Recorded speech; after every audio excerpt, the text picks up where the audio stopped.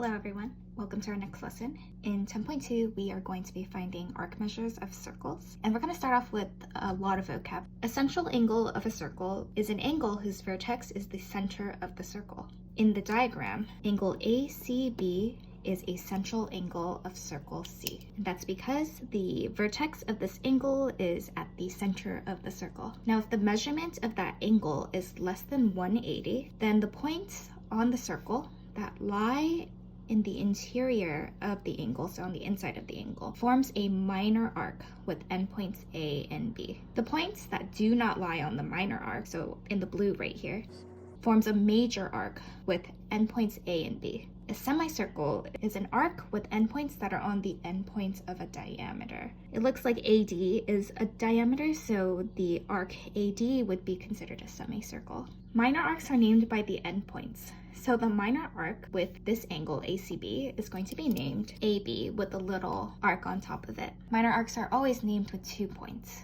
Major arcs and semicircles are named with 3 points. The 3 points that you use will be the endpoints and a point on the arc.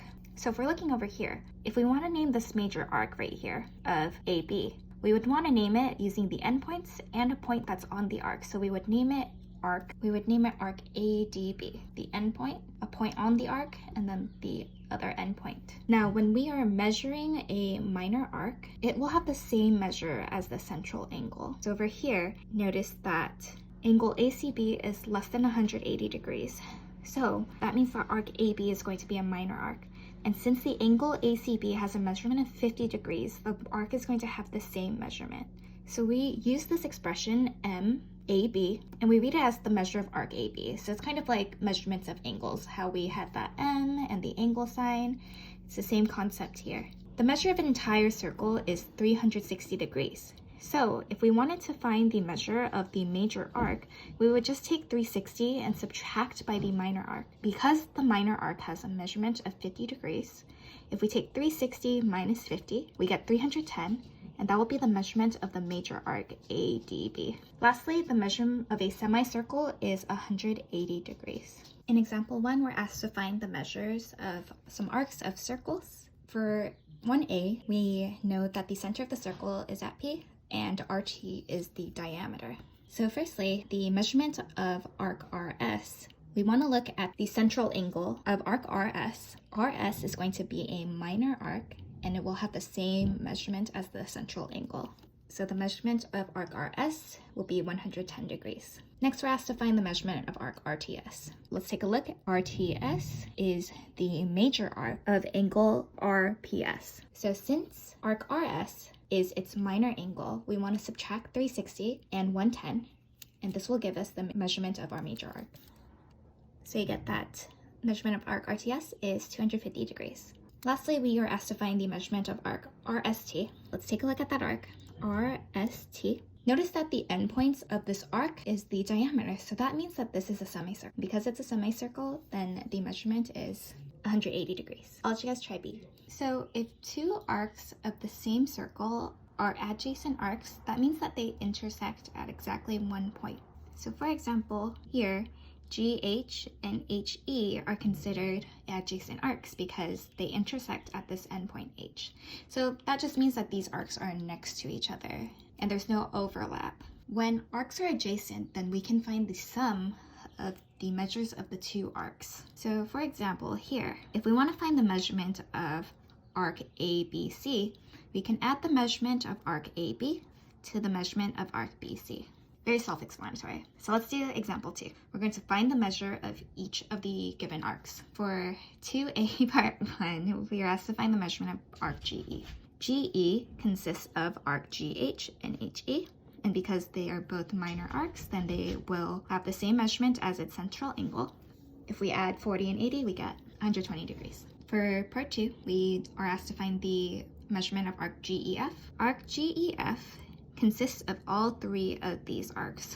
So we can just add these 3 measurements of the central angles and we get 230 degrees. Lastly, we are asked to find the measurement of arc GF. GF is here. Notice that the major arc of GF is that arc that we just found, GEF. So in order to find GF, we're going to subtract 360 and 230, and this will give us 130 degrees. I'll let you guys try B, and let's move on to the next concept. In example 3, you are given a circle graph that shows the results of a survey that asks teenagers if they would prefer to meet a famous person, athlete, actor, inventor, or some other person. So we're going to find the indicated arc measures. We'll do A and B together, and I'll let you guys do C and D. It's the same concept as before. So we want to find the measurement of arc AC. AC consists of arc AB and BC, and we know that arc of AB is 29 degrees, CB is 108, so we're going to add these two together. This will give you 137 degrees. For B, we're asked to find the measurement of arc ACD. So arc ACD consists of the area for inventor, musician, and athlete. So we want to add those measurements together. This will give you 220.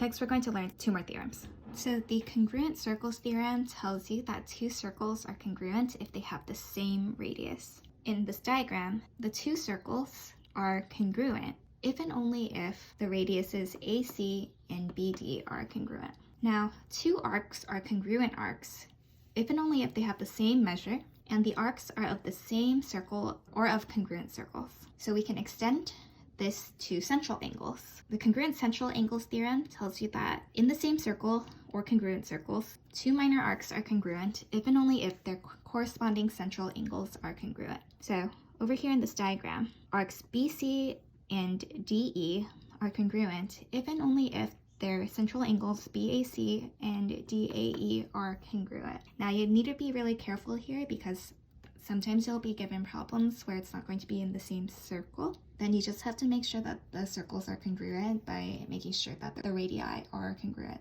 So let's move on to the last example for today. In example 4, we're asked to tell whether the red arcs are congruent.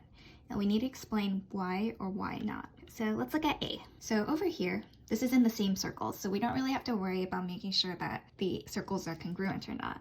And we're asked to tell whether CD and EF are congruent arcs. Let's check their angles, 80 and 80. So because these central angles are congruent, and because the arcs are in the same circle, then the arcs are going to be congruent.